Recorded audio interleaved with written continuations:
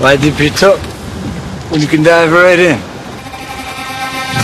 Why let things simmer when you can cook up a storm? Why live life in half measures when you can live it to the brim?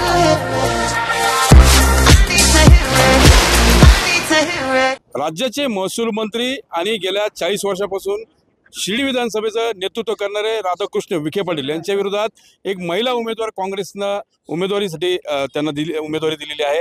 आपल्या सोबत आहेत प्रभाताई घोगरे, एक महिला उमेदवार आहेत। आपण बघितलं जिल्ह्यामध्ये सर्व पक्ष मिळून केवळ 4 महिलांना उमेदवारी देण्यात आली। मग आरक्षण महिलांचं गेलं कुठे राजकारणात? आता असं आहे बरं का, सत्ता संघर्ष असतो। महाविकास आघाडी असेल किंवा महायुती असेल, त्या पक्षांना त्यावेळेस जो सक्षम उमेदवार वाटत असेल त्याला उमेदवारी दिली जाते। ज्या ठिकाणी त्यांना वाटलं की महिला या सक्षम आहेत त्या ठिकाणी महिलांना उमेदवारी दिली। महिलांनी पुढे विविध क्षेत्रात जर काम केलं, धाडस केलं, आपली मतं मांडली तर पुढच्या वेळेस त्यांनाही उमेदवारी मिळेल। तुम्ही महिला आहात, त्यासोबत शेतकरी आहात, दूध उत्पादन असेल, ऊस उत्पादन असेल, अशा सगळ्याच गोष्टींमध्ये तुम्ही भरारी घेतलेली आहे। महाराष्ट्र भूषण पुरस्कार देखील तुम्हाला राज्य शासनाने दिला। आज जर बघितलं तर महिलांचे काय प्रश्न आहेत जे सोडवले गेले पाहिजे प्राधान्यक्रम? महिलांचे म्हणजे महाराष्ट्रामध्ये महिलांचे खूप प्रश्न आहेत। पहिलं महिलांना संरक्षण नाही। आज आपण बघतो महिलांवर किती अन्याय केला जातो, शाळेमध्ये मुलींवर अत्याचार केला जातो।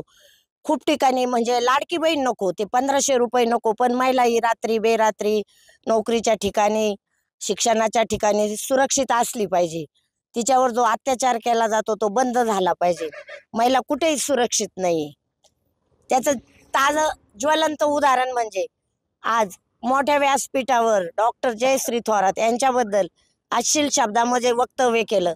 त्या व्यक्तीस तिथेच नेत्यांनी लगेच त्याचं भाषण थांबून काढून द्यायला हवं होतं, त्याची कान उघडणी करायला हवी होती, परंतु तसं झालं नाही। ज्यावेळेस आमच्या महिला भगिनी त्या गावची सरपंच स्टेजवर आल्या त्यावेळेस ते प्रकरण सर्वांना कळलं।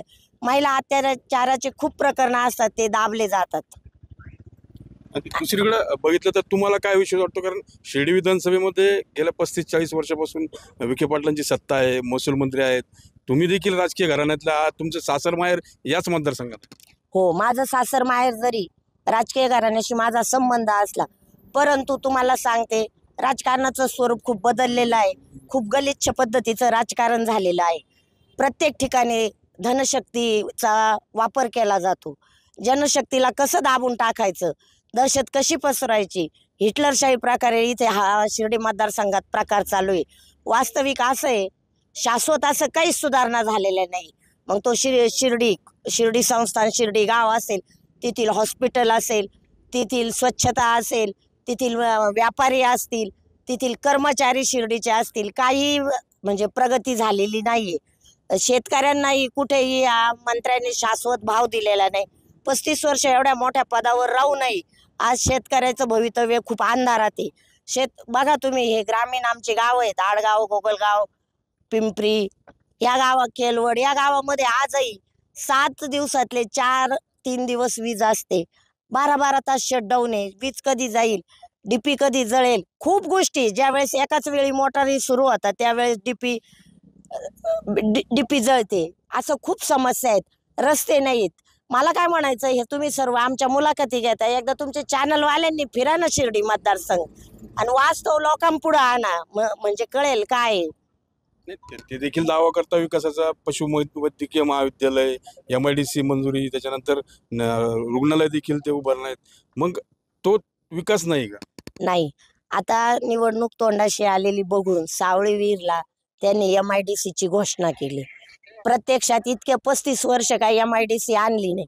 घोषणा करणे हा त्यांचा छंद आहे, ही आवड आहे। फक्त घोषणा करणे, नारळ फोडणे आणि पाटी लावणे एवढंच ते करतात। आता आणि त्यासाठी तुम्हाला सांगते मी, तिथल्या शेतकऱ्यांचं असं म्हणणं आहे सावळीवीर भागातील, का तिथे पेरूचे गोदावरी कालव्याचं पाणी तिकडे यायचं, ते 95 नंतर कमी कमी झालं। तेथील पूर्ण पेरूच्या बागा उद्ध्वस्त झाल्या।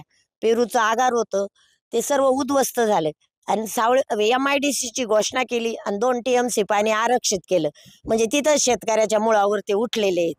अशा पद्धतीचं आहे। शिर्डीचं म्हणाल, शिर्डी हॉस्पिटल सुपर हॉस्पिटल आज फार मोठं अद्ययावत व्हायला पाहिजे होतं।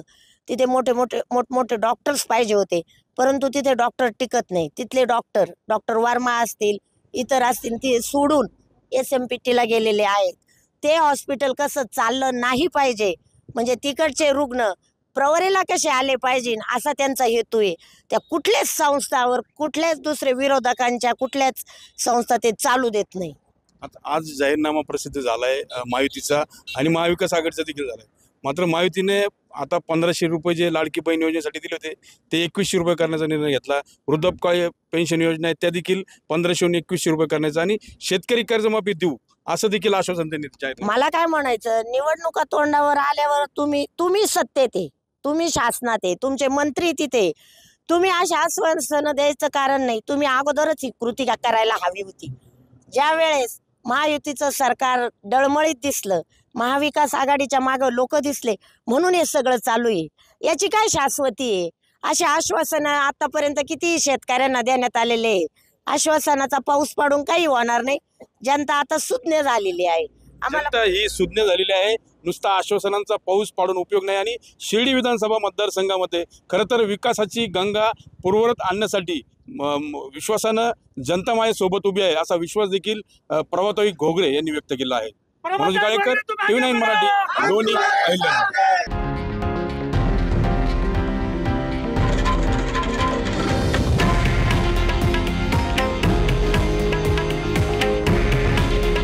हे आहे देशातील नंबर 1 न्यूज नेटवर्क आणि आपण पाहत आहात TV9 मराठी. काळजी तुमची, हित महाराष्ट्राचं.